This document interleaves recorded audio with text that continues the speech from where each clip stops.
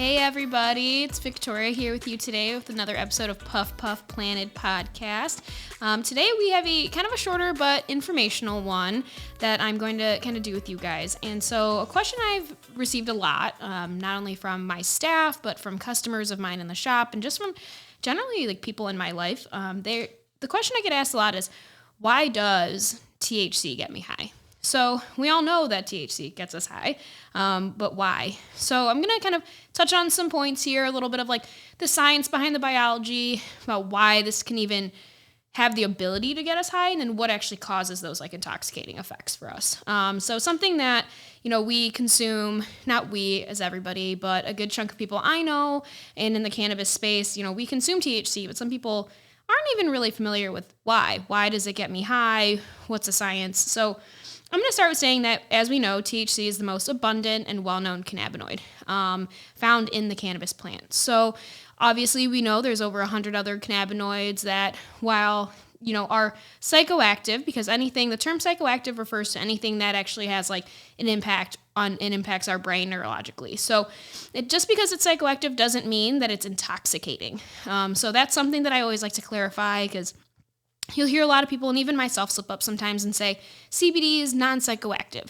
Well, it is psychoactive because it's interacting with those neurons in our brain. However, it is not psychotropic or intoxicating, which is causing those euphoric feelings or, so to say, high feelings. THC is our favorite, of course, for a lot of reasons. And it interacts pretty perfectly with our body to create the high that we all enjoy. So this is a little bit of a kind of research that I've done and that I've known for a little while, but THC's chemical structure is similar to the brain chemical anandamide. Similarity in structure allows the body to recognize the THC to alter normal brain communication. So it's almost like THC is this perfect replica of something that our body creates on its own already. Anandamide is an endogenous cannabinoid, which interacts with our endocannabinoid system. So you'll find a lot of times people kind of like shorten that to ECS, and you might have heard about this, you might have not, and there's kind of a lot of science obviously behind it, but the whole purpose and primary function of your endocannabinoid system is to maintain homeostasis in your body. So we're kind of one of the only animals that has this endocannabinoid system, and why cannabis really works with us in the way that it does, because it's, like I said, the structure of it molecularly is exactly the same. So if you look at it as like a keyhole fit, you'll notice that the kind of the holes in the neurons that anandamide can attach to, THC can also do the same, which is why it, has the ability to create that intoxicating high for us.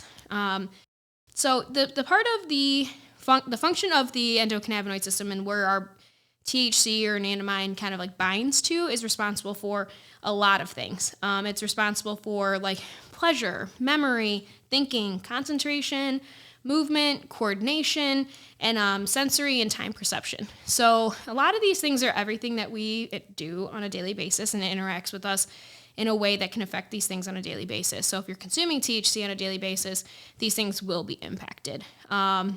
So essentially, these brain areas, they prove to almost be like a keyhole fit with THC and anandamide, and they activate these receptors in our brain.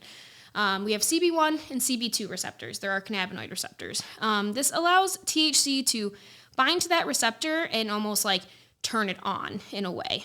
So it's kind of why you've heard sometimes when people are speaking about THC or CBD even, CBD actually inhibits these receptors. So CBD will kind of do the opposite of what THC will do when we're talking about attaching to these neurons, which is why a lot of times people will say, and I've even mentioned in podcasts before, if you're going to consume THC for the first time, I would suggest consuming CBD as well. So if you think about it, it's kind of like, the way I explain it to my staff is if you have like a triangle kind of fit, THC fits in that perfectly like a triangle. So it's the exact same fit that anandamide has, and CBD does not. So if it's a triangle, CBD kind of comes around and it like attaches to the side of it. So it doesn't like perfectly fit in that keyhole spot that allows for that like psychoactivity, but it actually can attach to it and kind of like turn off that like neuron in your brain.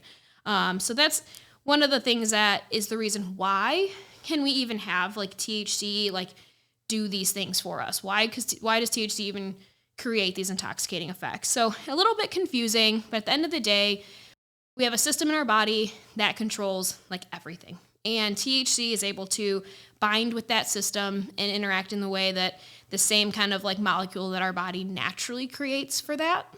So it's been a lot of fun because for the research I've done, cannabis is like one of the only plants that provides you with a kind of a keyhole fit to that. So how does it from there produce the feeling of an intoxicating effect? So now we know it has the ability to bind because it's molecularly structured the same. But how can it actually cause intoxicating effects? So THC activates your CB1 receptor, and that is an essential component, like I said, to your endocannabinoid system.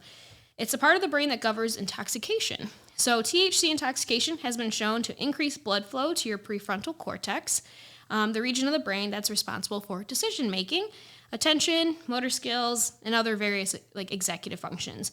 The exact nature of THC's effects on these functions will vary person to person. So how strong does THC impact you? Does it really impact, there's a lot of people I know in my life that can smoke cannabis and be productive and go to work. There's a lot of people in my life that smoke cannabis and they're not able to be productive and go to work. So that's not necessarily like a lot of people think it's a strain by strain basis, which has a huge impact on the effects you'll receive from the plant, but not necessarily your overall experience with THC. So you either have like a very high tolerance or a low tolerance to THC, or it impacts your memory, or it doesn't impact your memory, or it impacts your appetite, or it doesn't impact your appetite. So, that's something that, or some people will smoke weed and be like, my legs get shaky and I stand up and I walk around and it's hard to do that. So some people will smoke weed and then go work out or go play a sport. So it's really totally down to like the biological science of how it interacts with your brain specifically. When THC binds to that CB1 receptor, it also triggers the feelings of euphoria from the brain's reward system. So, we have this reward system in our brain, whether you know about it or not. And this can happen, you can experience being rewarded from this system in a couple of ways. Naturally, by like doing something in your life that you do and you receive a reward from it, and it's really like a great feeling and it makes you want to like do that again.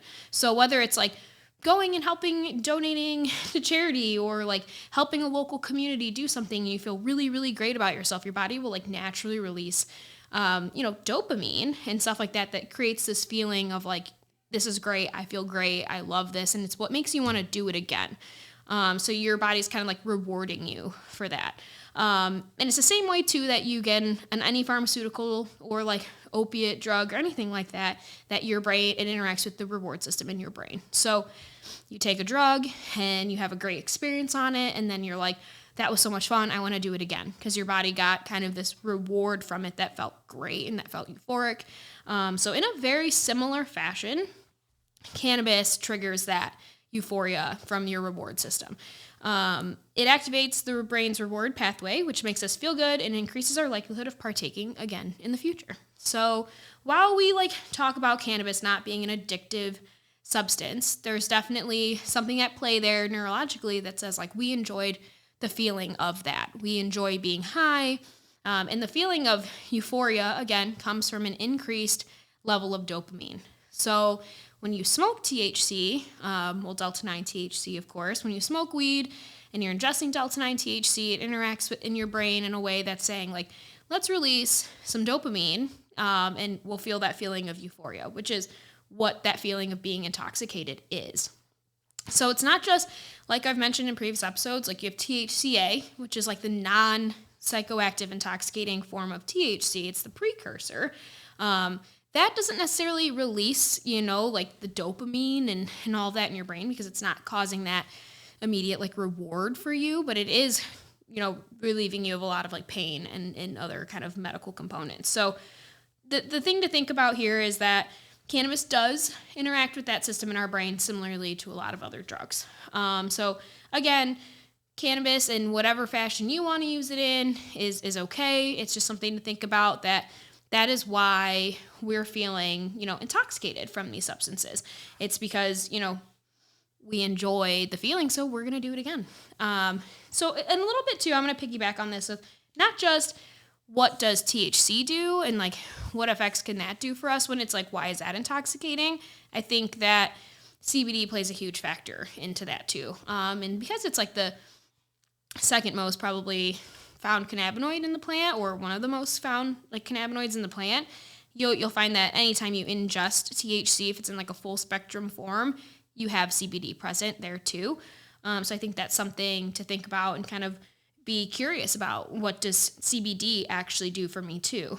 THC is far from the only ingredient in cannabis that has a direct impact on your brain function. The most notable comparison is with the cannabinoid CBD, which is often the second most abundant cannabinoid found in the cannabis plant, like I mentioned. Here I've written down that CBD is often touted as a non-psychoactive, but is misleading because any substance that has direct effect on the function of your brain is psychoactive. So I want to like make sure to expound on that again, because I think, informing people of that alone is important for them to know that like this is something that does interact with your brain. While you won't feel intoxicating effects from it, like it is interacting with your brain. It's why it works. It's why it is great as it is. It's as great as it is. But at the end of the day, there's no intoxicating psychoactive effects. So it's known that if you take smaller doses of CBD with THC, it can actually like increase not necessarily the intoxicating effects of THC, but the like overall high that you get with THC. It can like enhance the high, I guess is how I would say it. It can create like a less paranoia, less anxiety out of your high. But if you take more CBD than THC, it'll actually kind of bring that high down. So the dose of CBD is really important, and kind of when you take it in conjunction with your THC is important too. So if you're trying to enjoy the medicinal benefits of THC with the lessened like intoxicating effect, you want more CBD than THC. But if you're trying to enjoy the most you can out of THC and have like the most well-rounded high, I would say make sure to have a smaller amount of CBD with that THC. And that's just because if if you've heard anything about cannabis, it's something probably called the entourage effect. And that is something else we can go down a rabbit hole in a different time, but it's kind of what all the like components of the plant put together can cause for you. So like the cannabinoids, the lipids in the plant, the terpenes, the flavonoids. So everything that makes up cannabis has an impact on your high. So it's not just THC. THC is like the thing that allows you into the world to get high, but it's not what causes all the like maybe the effects that you love, the uplifting, the creative, the euphoric. It's one of those things that every part of the plant plays a factor in the high that you're receiving. So that's why we always say terpenes, because terpenes are really what give you the effects that you're looking for. So the like uplifting or the sedating or the relaxing or the pain relief, that comes from your terpenes primarily. And then the medicinal effects come from the THC and the CBD as well. So CBD is actually exceedingly bad at activating your CB1 and CB2 receptors. So it's not as good as THC and attaching and turning on those receptors that allows for that intoxicating effect. It's actually pretty bad, which is why, again, I suggest pairing it with THC to lessen the psychoactive effects, or pairing it with THC to lessen the like side effects, the paranoia and stuff with the THC comes with some of those things. So terpenes and entourage effect are something I'm going to touch on a little bit here. But it is entirely possible that some of the cannabis most well-known side effects, such as cow talk, may have very little to do with THC itself, but rather the relative contributions of lesser-known molecules. So the lesser-known molecules are being your terpenes in the plant is kind of what they're pointing to here.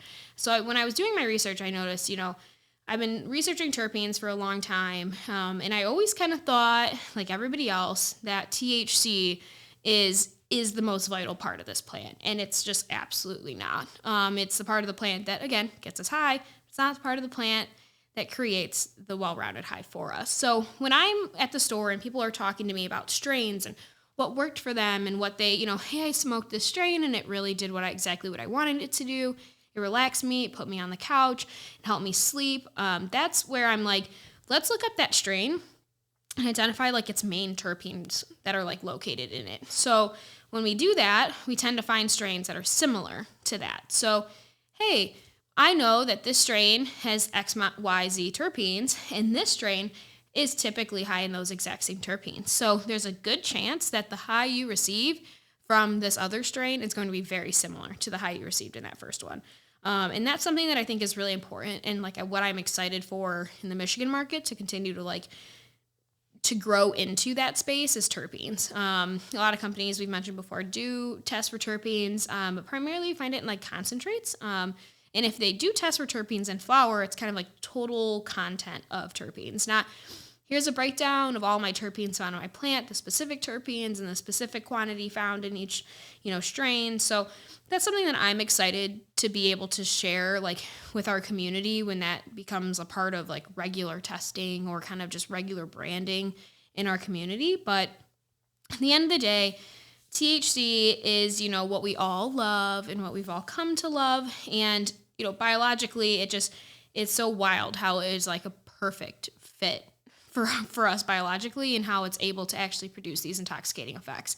So there's just really nothing quite like it that can mimic these, natural compounds in our body that are able to do what it does on a daily basis. So without THC, the endocannabinoid system is functioning on what we naturally create in our body, and it's maintaining homeostasis in that way. So it's why when we consume THC, it can be really good for, pain and regulation of pain and nausea and regulation of your appetite for people who like don't have much of an appetite. It can help you stimulate your appetite because it's doing what our body is naturally doing on its own. It's just kind of like boosting that. So it's exciting to be able to share like, there's obviously not a lot of research on cannabis and THC just because it's, a Schedule I drug somehow still. But at the end of the day, there is research out there.